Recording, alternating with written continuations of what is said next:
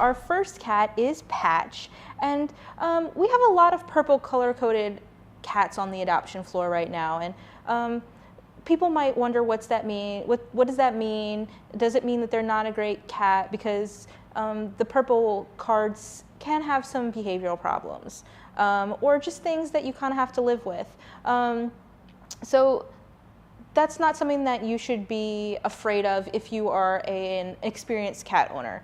So purple cards happen for a couple of reasons. Number one, sometimes they're just really super shy cats that you're gonna have to be very patient with, and they're not great for people who maybe have young kids or have very active houses. They do better in kind of quiet homes with experienced pet owners who can help them become more confident. So that's one of the kinds of purple color-coded cats that we have.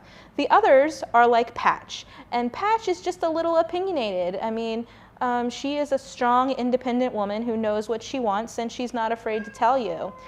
So if you're an experienced cat owner and you understand body language and you can kind of read what she's telling you, then she's going to be a great pet because first off, she loves attention. She asks for attention.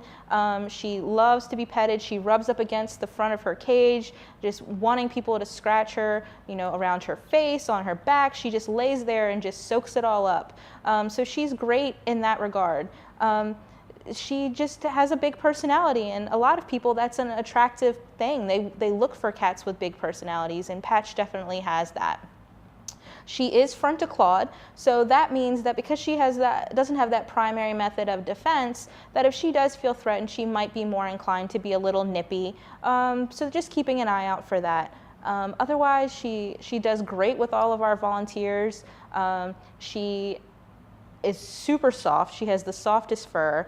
And one of the great quirky little things about her is that even though she can't scratch on the cardboard, she loves cardboard. She loves cat scratchers. She tries to scratch on them, but mostly she likes to sleep on them and roll around on them. So it's kind of like her version of a massager, and that's pretty much where you'll find her all day, every day. She has two sides to her cage, but she always sits on the side right up against the front of the cage where her scratcher is, and she lays on that and she just lets people rub her, and that's kind of what she likes.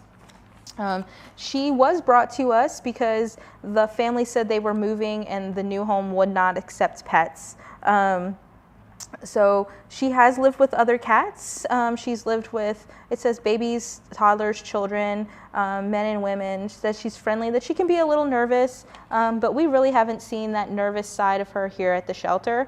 The only time I've seen her be nervous is when we brought her out here at first. She was a little uncomfortable, was just doing a little crying.